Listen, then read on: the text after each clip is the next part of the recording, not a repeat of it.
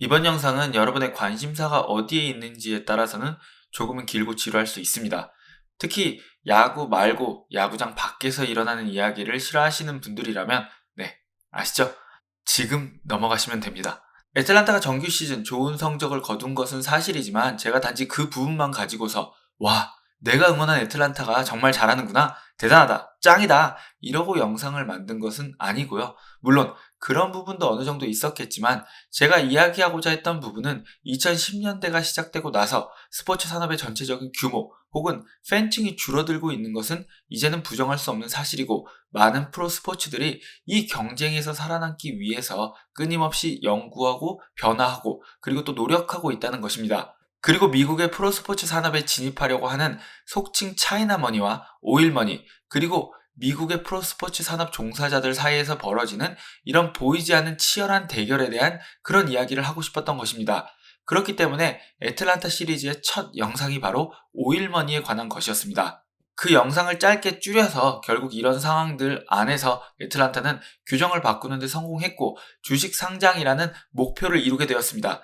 계속해서 이야기하지만 그린베이 패커스가 실질적인 주식 상장이 아닌 상징적인 주식이란 점을 생각해보면 북미 프로스포츠 역사상 어쩌면 처음으로 한 프랜차이즈의 실질적인 주식이 시장의 평가를 받게 된 것이었습니다. 어떤가요? 이 정도면 다른 의미에서 역사에 남을 만한 시즌이라고 표현할 수 있을까요? 그리고 애틀란타는 단지 야구를 잘해서 수익을 창출하겠다는 것이 아니라 조금 더 현실적인 접근법을 택했고 부동산과 엔터테인먼트 산업이 합쳐진 그런 수익 구조를 만들어냈습니다. 이 역시도 분명 새로운 시도임에는 분명합니다. 그리고 제가 모건 월렌의 이야기를 한 것은 모건 월렌은 계획의 일부는 아니었지만 마침 그 타이밍에 적절하게 등장을 해서 애틀란타가 만들려고 하는 그런 엔터테인먼트 산업 쪽에 힘을 실어줬다는 그런 이야기였습니다. 그리고 현재는 보스턴, 뉴욕 매치, 미러키와 같은 팀들도 애틀란타처럼 부동산을 포함한 복합적인 사업을 시작하려고 하고 있습니다. 즉, 애틀란타가 만약 우승을 했다면 이는 활용점정 혹은 아이싱 온 더 케이크이 되어서 완벽한 시즌을 만들었겠지만 우승을 못했고 역시 플레이오프 애틀란타는 별 볼 일 없는 팀이다 라는 놀림을 받게 되었지만, 그렇다고 해서 애틀란타가 이번 시즌까지 만들어냈던 그런 과정들, 그리고 그들이 야구장 밖에서 만들어낸 변화가 폄하되어서는 안 된다고 생각합니다. 그리고 현지 시간으로 지난 11월 14일 오마하의 현인이라 불리는 워렌 버핏이 이끄는 버크셔 해서웨이의 포트폴리오가 업데이트되는 과정에서 애틀란타 브레이브스의 이름이 다시 등장하면서 야후 파이낸스, CBS, 로이터 등 많은 언론들이 이 이야기를 다루었고, 야구 팬이 아닌 여러 투자자들 역시도 애틀란타 브레이브스에 대한 관심을 보였습니다. 그렇다면 역사적인 시즌까지는 아닐지는 모르지만 더 이상 역사적인 시즌이라고 하지 않겠습니다. 야구가 끝난 뒤에도 계속해서 흥미로운 이야기를 만들어내고 있는 애틀란타의 2023년 그 끝나지 않은 이야기를 조금 더 해보겠습니다.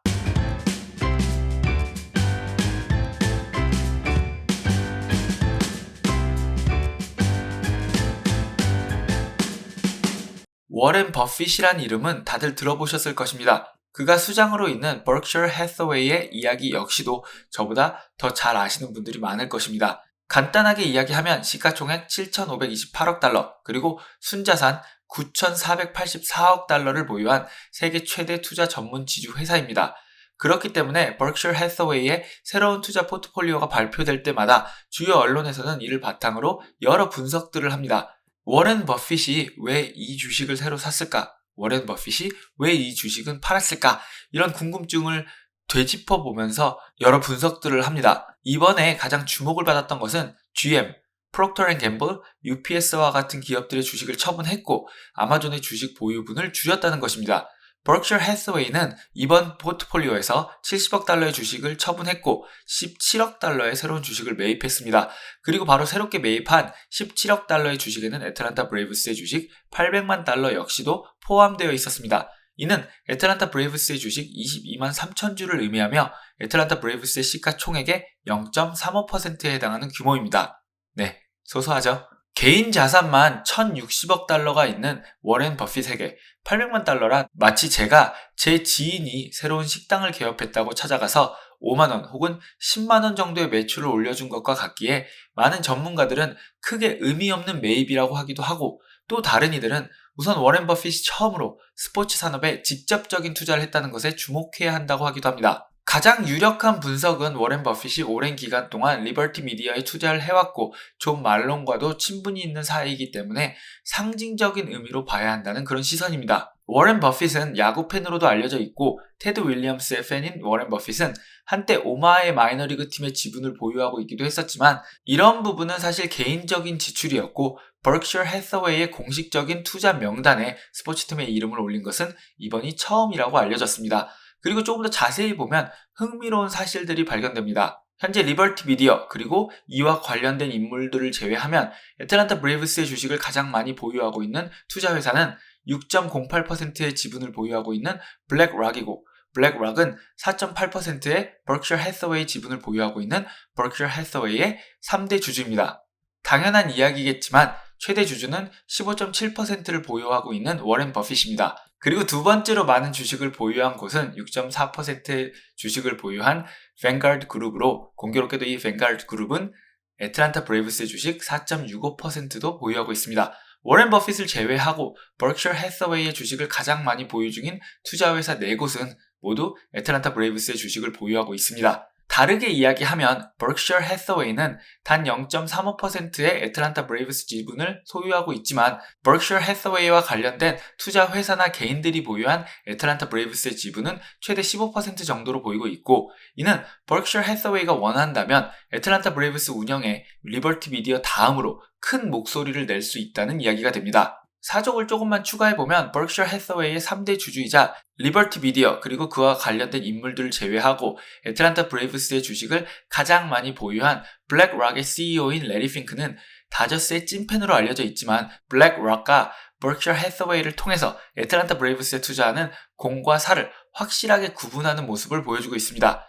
개인적으로는 애틀랜타와 다저스가 플레이오프에서 다시 만나게 된다면 레리 핑크는 자신에게 돈을 벌어다주는 팀 그리고 응원하는 팀 이 둘 중 누가 이기기를 바라게 될지 궁금합니다. 흥미롭지 않나요? 애틀랜타 브레이브스가 상장되고 이제 5개월 정도가 흘렀는데 테드 윌리엄스를 좋아하는 보스턴 팬이자 캔자스 시티의 마이너리그 팀에서 개인적인 투자를 했었던 워렌 버핏과 다저스의 팬인 레리 핑크가 애틀랜타 브레이브스의 주주가 되어 있습니다. 자, 무슨 얘기를 하고 있냐면 버크셔 해서웨이의 800만 달러는 그냥 흥미로운 이벤트 정도로 넘어갈 수 있지만 위에서 이야기한 큰 규모의 투자 회사들과 펀드들이 애틀랜타 브레이브스에 많은 돈을 투자한 것은 아마도 이들이 애틀랜타 브레이브스의 새로운 수익 구조가 성공할 가능성을 높게 판단한 것이라고 생각됩니다. 코엔의 경우는 애틀랜타에 투자한 것은 아니지만 매치의 수익 구조를 애틀랜타의 그것과 비슷하게 바꾸려고 하는 것으로 보입니다. 물론 코엔의 경우 매치의 브랜드 가치를 더 높여서 더 많은 추가 수익을 창출할 것이란 이야기를 하기도 했습니다. 워렌 버핏이 직접적으로 애틀랜타 브레이브스를 소유한 것은 아니지만 간접적으로 지분을 소유한 만큼 이렇게 보는 것은 어떨까요? 매치의 구단주 코엔이 전세계 부자 순위 94위이고 클리퍼스의 발머 형이 부자 순위 10위라면 워렌 버핏은 전세계 부자 순위 5위이며 이는 프로스포츠에서 처음으로 1천억 달러가 넘는 재산을 보유한 인물이 구단주로 등장한 것입니다. 사우디와 카타르는 일단 왕족 가문에서 보유한 것이니까 제외하도록 하겠습니다. 네, 물론 워렌 버핏이 코엔이나 발머처럼 자신의 주머니를 털어서 구단 운영에 쓰지는 않겠지만 누구보다 가치 투자와 앞으로의 수익성에 중점을 두는 인물인 만큼 앞으로 버핏의 선택을 받은 애틀랜타가 어떤 모습을 보여줄지도 궁금합니다. 그리고 과연 이 버핏이란 인물 그리고 버크셔 해서웨이라는 회사가 직접적 혹은 간접적으로 애틀랜타 구단 운영에 영향을 끼칠지 이것도 궁금합니다. 그리고 제가 또 기대하고 있는 것이 하나 더 있는데요. 이제 애틀랜타 브레이브스가 주식 상장을 했으니까 기업 정보를 공개해야 할 의무가 생겼습니다. 다시 이야기하면 지금까지 팬들과 전문가들에게 합리적 추측의 영역으로 남아있던 자세한 지출 내역과 수입 내역이 투명하게 공개될 것이고 우리는 이것을 바탕으로 다른 구단들의 수익 구조 역시도 유추해낼 수 있게 될 것입니다. 현재 포브스에서 발표한 애틀랜타의 구단 가치는 26억 달러이고 주식시장에 상장된 애틀랜타 브레이브스의 시가 총액은 현재 22억 달러입니다. 이렇게 모든 정보가 공개되고 시장이 판단하는 애틀랜타의 가치 역시 실시간으로 반영되어